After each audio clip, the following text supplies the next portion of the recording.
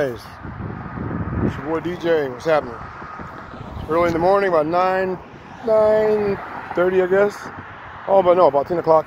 Anyway, just doing a little quick ride on the reveiw XR. I think that's what it's called. Yeah, the reveiw XR. Little update on it. Scooter's still doing good. Really, really good, actually, guys. The scooter is really impressive. Don't believe the hype. The negative hype anyway, if you hear any about the scooter, as far as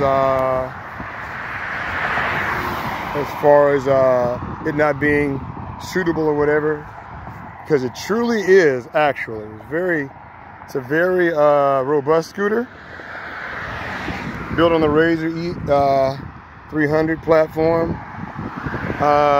Got a rear brake light in the back, which is really cool. But it's very minimalistic, you know. It doesn't have a digital display. It doesn't have a lot of those bells and whistles, which is not a big deal. It can actually be a good thing because it just makes it, you know, that much more simple to operate with. So, which is kind of cool. But anyway, yeah, this scooter's very impressed with this scooter. You got the largest front wheel, which is, I believe is a 9-inch wheel in the front, and you got the 8-inch wheel in the back, which is with a solid tire. Yeah, it's a little rougher when you get on rough terrain with a solid tire, but it's still doable. And also, what I do is I ride on my calf and use that like a shock absorber, you know, when I do go over rough terrain. So it's still doable. But the plus about that is you don't ever have to worry about having a flat in the rear. So that's kind of nice, guys. And it seems to be that most people, when they get a flat, it's in the rear. So that can be a plus. That can actually be a really big plus. And, you know, I'm not hating on it. I haven't really modified it yet to my own liking, as I'm going to. I am going to be probably putting me a wooden deck on here, more than likely. I may do that this weekend, who knows. Also, too, guys, just so you know, I did get the stator aid in, the motor coolant. I haven't done it yet because I need to get a temp gauge so I can measure the heat of the motor on a normal day. Like right now, it's a lot of overcast. I want to measure the temp of the motor on a normal sunny day. You know, do like 6 miles, measure the temp. And then when I put the stator aid in there, do the same type of ride until if the temperatures actually have been reduced. So that way we know that it's actually doing what it's supposed to do. So yeah, but I would tell anybody, if you want to save some money, if you want a good scooter, I would say I think this scooter is awesome personally. You know, it would really do well for people in the 150-pound range, even better, because you know the motor's going to run cooler. The lighter you are, the better off you're going to be. I'm 200 pounds, so 190, 200 pounds, whatever. So the motor does all right, but when it is warm and you're riding it normally, motor does get pretty hot. So that's why I got the stator aid that I'm going to be installing in the motor to help keep it cool a bit, so it doesn't overheat and burn up or whatever else. So also too, I'd like to change something that people are saying about these electric scooters. They're calling them the last mile scooter. I'd say the last 10-mile scooter.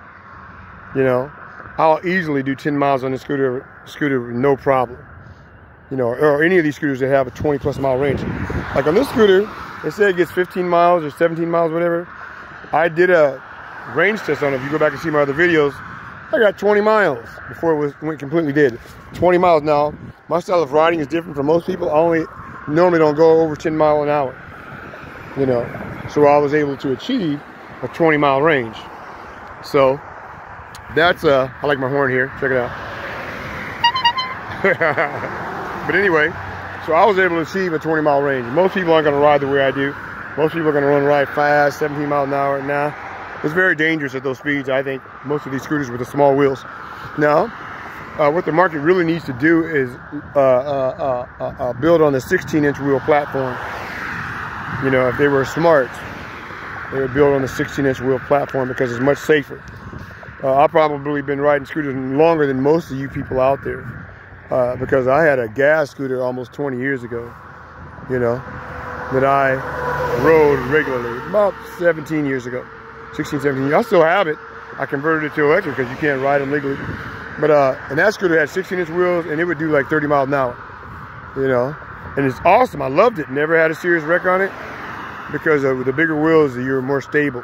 You can hit potholes or whatever. It even had front suspension. But this was like 20 years ago, guys. Didn't have rear suspension, but it had 16-inch wheels, which are awesome. So I think they need to go back to that platform personally. That would really be cool if they would go back to the 16-inch wheel platform, I think. I think it'd be awesome. So anyway, just want to drop that on you. And give you guys a little update on the reveiw EXR. It's awesome, guys. I've seen this scooter on Amazon. You can get it for like $400-something. Now, when it came out, they were selling it for like $699.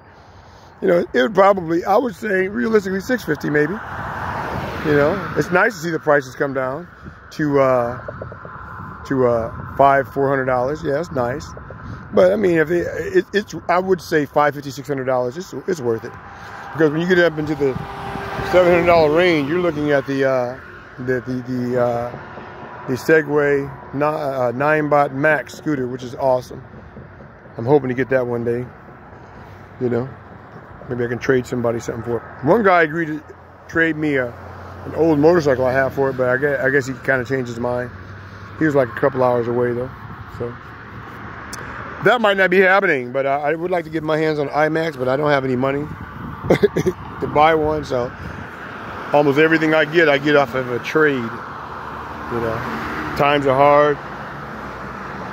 You know, my job, I've been laid off my job too due to the COVID thing, so I don't have any cash to play around with. But I do got items to trade, so that's how I get my junk over the last few years.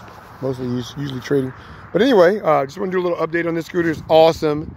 Ignore the fact that you don't have all the digital gauges and stuff on the scooter. It's bare bones to the point. Get on it and ride, guys. And that can be a good thing. Less complications to deal with. If something goes wrong, I think it'd be easier to fix, whatever. And what I do plan on doing with this scooter, I do plan on adding an option of adding another battery pack, but that's going to come after I do the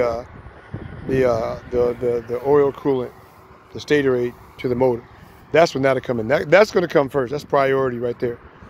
So yeah, guys, great scooter right here, reveiw EXR. Again, if you get this scooter, the safest speeds to travel are between 8 and 10 miles an hour, 5 and 10 miles an hour.